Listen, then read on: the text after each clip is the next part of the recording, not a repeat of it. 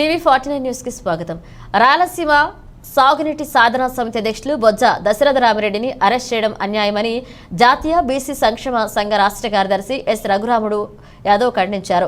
సాగునీటి జలాల విషయంలో రాయలసీమకు తీవ్ర అన్యాయం జరుగుతూనే ఉంది. కృష్ణా జలాలు రాయలసీమ వాటా ప్రకారం అందడం లేదు. ఈ విషయంలో రాయలసీమకు న్యాయం జరగాలంటే సిద్ధేశ్వరం అలుగు నిర్మాణం తప్పనిసరి.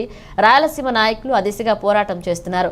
రైతులకు మేలు జరిగే ఇలాంటి కార్యక్రమాల పట్ల ప్రభుత్వం కక్ష సాధింపు ధోరణితో చూడడం తగదని, కావున ప్రభుత్వం సహృదయంతో అర్థం చేసుకుని బొజ్జను విడుదల చేయాలని కోరారు. చిన్న కార్యక్రమాలు చేసినా, వినతి పత్రాలు ఇచ్చినా ప్రభుత్వాలు పట్టించుకున్నప్పుడు మన తాగునీళ్ళ కోసం ప్రభుత్వానికి ఒక పెద్ద మెసేజ్ ఇవ్వడం కోసం అని చెప్పి మీరు ఎవరికి ప్రజలకు ఎక్కడా ఇబ్బంది లేకుండా, జనాలకు ఇబ్బంది లేకుండా ఒక అడవిలోకి పోయి ఒక శంకుస్థాపన కార్యక్రమం చేసుకుంటూ, అంటే జనజీవనానికి ఎలాంటి ఇబ్బంది లేకుండా ఒక అడవిలోకి పోయి ఒక కార్యక్రమం చేసుకుందాం అని చెప్పి పిలుపునిచ్చిన సందర్భంలో రాయలసీమ ప్రజానీకం అంతా కూడా ఒక గొప్ప నమ్మకంతో వాళ్ళందరూ కూడా స్వచ్ఛందంగా వాళ్ళ వాహనాల్లో వాళ్ళ నీళ్లు తెచ్చుకొని, వాళ్ళ తిండి తెచ్చుకొని అక్కడికి వచ్చిన నేపథ్యంలో సిద్ధేశ్వరం అలుగు శంకుస్థాపన జరిగింది.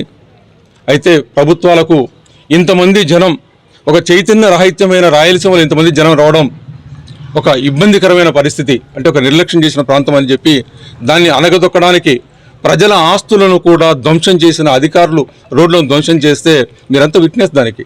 ఆ రోడ్లంతా కూడా ప్రజలే స్వచ్ఛందంగా రోడ్లను మళ్ళీ నిర్మించుకొని ఆ గుంతలను పూడ్చుకొని అక్కడికి వచ్చిన నేపథ్యంలో ఆ ఉద్యమం జరిగింది.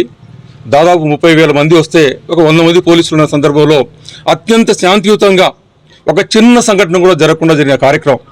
అదేవిధంగా మేము ఈ 12 సంవత్సరాల కార్యక్రమంలో ఎక్కడ కూడా అవాంఛిత కార్యక్రమాలు జరగకుండా ఆ మహాత్మా గాంధీ స్ఫూర్తితో శాంతియుతంగా కార్యక్రమాలు చేసుకుంటున్న నేపథ్యంలోనే అదే స్ఫూర్తితోనే ఆ కార్యక్రమం చేసిన తర్వాత నన్ను మధ్యాహ్నం 2 గంటలకు అరెస్ట్ చేశారు.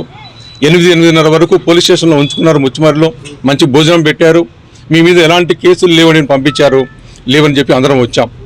తర్వాత 9 నెలలకు 10 నెలలకు మనకేం లేదు, సడన్గా కోర్టులో కేసు ఉందని చెప్పి ఎవరో న్యాయవాదులు చెప్పారు. మీ పేరు వినిపిస్తుందన్న కోర్టులోని. అంటే మనకు ఎలాంటి సమాచారం కూడా ఇవ్వకుండా కేసులు పెట్టిన నేపథ్యంలో ఈ కేసు గురించి రావాలి అని ఈ కేసులు జరుగుతున్న సందర్భంలోనే 30,000 మంది మనం ఈ సంఘటన చేస్తే పాలకుల దగ్గర నుండి మాకు ఒక ఆడియన్స్ ఇప్పించండి అయ్యా, మా కోరికలేంటో వినండి అంటే భారతదేశ చరిత్రలో ఒక వెనకబడిన సామాజికంగా, ఆర్థికంగా, ఉద్యమ రూపంలో కూడా వెనకబడిన రాయలసీమ ప్రాంతం నుండి 30,000 మంది జనం ఎందుకు వచ్చారు, వాళ్ళ ఆశల ఆకాంక్షలను తెలుసుకుందామని చెప్పి ప్రభుత్వాలు నిర్లక్ష్యం వహిస్తున్న సందర్భం మనకు కనపడింది. గత ప్రభుత్వంలో ముఖ్యమంత్రి గారు ఒక అపాయింట్మెంట్ ఇవ్వడానికి ముందుకు రాలేదు. ఈ ముఖ్యమంత్రి గారు కూడా అనేక విజ్ఞాపనలు చేసిన ముందుకు రాని సందర్భంలో మనకు కార్యక్రమాలు చేయకపోగా, నీళ్లు ఇవ్వకపోగా ఈరోజు ప్రభుత్వాలు మనకున్న నీటి హక్కును కూడా ఒక చీకటి చట్టాన్ని అక్టోబర్ 4వ తారీఖున కేంద్ర ప్రభుత్వం తీసుకొస్తే దాని గురించి ప్రశ్నించకుండా మన హక్కులను కూడా తెలంగాణకు దారాదత్తం చేస్తున్న పరిస్థితులు క్రియేట్ అయ్యాయి. ఈరోజు దీని గురించి దీనికి సంబంధించిన అంశాల్లో ఒకవైపు వైసీపీ కాంప్రమైజ్ అవుతుంటే తెలుగుదేశం పార్టీ కూడా మాట్లాడే పరిస్థితి ఇక్కడ కనబడుతూ ఉంటే ఈరోజు ఈ case non bailable arrest warrant ఉన్నా కూడా మమ్మల్ని రీకాల్ చేసుకోమంటే కూడా మేము రీకాల్కి సిద్ధం లేదు, మిమ్మల్ని ఎప్పుడైనా అరెస్ట్ చేసుకోండి అని చెప్పి 3 సంవత్సరాల నుండి కూడా పోలీసులు అడిగినప్పుడు అంతా చెప్తూ ఉన్నాం. వాళ్ళు అరెస్టుకు సిద్ధంగా లేరు, ప్రభుత్వాలు మాతో చర్చ చేయడానికి సిద్ధం లేదు. రాయలసీమ అంశాలను పట్టించుకునే నేపథ్యంలో ఈరోజు 30,000 మంది రైతాంగం ఒక నమ్మకంతో, ఆశతో, ఆకాంక్షతో ఇక్కడికి వచ్చారు.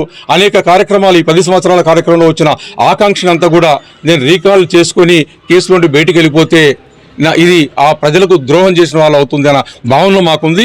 కాబట్టి ఈరోజు మీరైతే నాన్ బెయిలబుల్ అరెస్ట్ వారెంట్ ఉందో ఎగ్జిక్యూట్ చేసుకొని జైల్లో పెట్టినప్పుడైనా సరే ప్రభుత్వాలు ఈ రాయలసీమ ప్రజలకు ఆశలు, ఆకాంక్షలు ఏంటిని తెలుసుకోవడానికి ఏం చేస్తారని ఒక చిరు ప్రయత్నంగా జైల్లో కూర్చోడానికి కూడా సిద్ధమైపోయి పోతున్నాం. వాలంటీర్గా ఈరోజు మేము రీకాల్కు మేము అడగడం లేదు, అరెస్ట్ చేయండి, మమ్మల్ని మీ ఎన్బిడబ్ల్యూను ఎగ్జిక్యూట్ చేయండి అని చెప్పే విధానంతో మేము పోతున్నాం. ఇక్కడికి వాళ్ళు అరెస్ట్ చేసిన మనం బతికేది ఇంకా కొద్ది రోజులే, ఎన్ని రోజులైనా సరే ఈ ప్రాంతం క్షేమంగా ఉండాలి, ఈ ప్రాంతంలో నీళ్లు రావాలి, ఈ ప్రాంతం యొక్క ఆశలు. ఇక్కడికి వాళ్ళు అరెస్ట్ చేసిన మనం బతికేది ఇంకా కొద్ది రోజులే, ఎన్ని రోజులైనా సరే ఈ ప్రాంతం క్షేమంగా ఉండాలి, ఈ ప్రాంతంలో నీళ్లు రావాలి, ఈ ప్రాంతం యొక్క ఆశలు, ఆకాంక్షలను పట్టించుకునే ప్రభుత్వాలు రావాలి, మిగిలిన రాజకీయ పార్టీలు రావాలి. ఈరోజు ఎన్నికలు రాబోతుంటే కూడా అందరూ కూడా మాట్లాడుతున్నది ఏకైక రాజధాని అమరావతి కావాలనో, పోలవరం పూర్తి చేయాలనో, అమరావతిలో నిర్మాణం చేపట్టాలనో, విశాఖ ఉక్కు చేయాలనో, విశాఖ రైల్వే జోన్. కానీ 70 సంవత్సరాల నుండి వెనకబడిపోయిన రాయలసీమ ప్రాంతం యొక్క ఆశలను ఆకాంక్షలను రాష్ట్ర విభజన చట్టంలో ఉన్న అంశాలను మాట్లాడని ప్రభుత్వాలు ఉన్నాయి, చర్చలు చేయని ఆ సందర్భంలో నా అరెస్టు ద్వారానైనా సరే ఈరోజు ప్రభుత్వాలు రాజకీయ పార్టీలు కనువిప్పు కలిగి అయ్యా 3 సంవత్సరాలు వెయిట్ చేశారు, 5 నిమిషాలు వెయిట్ చేయండి. 3 సంవత్సరాల నుండి నేను డేట్స్ ఇచ్చా, ఈ రోజు ఈ ఊర్లో ఉంటున్నాను, ఈ ఊర్లో ఉంటాను, అరెస్ట్ చేసుకోండి అని చెప్పి ఈ రోజు కూడా నేనే డేట్ ఇచ్చాను, ఈ రోజు 2వ తారీఖున నంద్యాలలో ఉంటున్నానని చెప్పి. కనుక మేము వెనక్కిపోవడం లేదు. ఈరోజు ఒక ఆశ, చిరు ఆశ మాకు, మమ్మల్ని అరెస్ట్ చేస్తారన్న రాయలసీమ ప్రజల ఆశల ఆకాంక్షలను మీరు వింటారు, దానికి స్పందిస్తారన్న దాంతో నేను జైలుకు పోవడానికి సిద్ధమై వచ్చాను.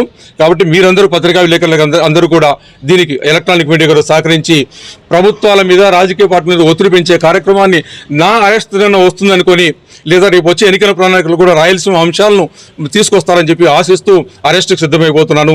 జై రాయలసీమ, జై రాయలసీమ.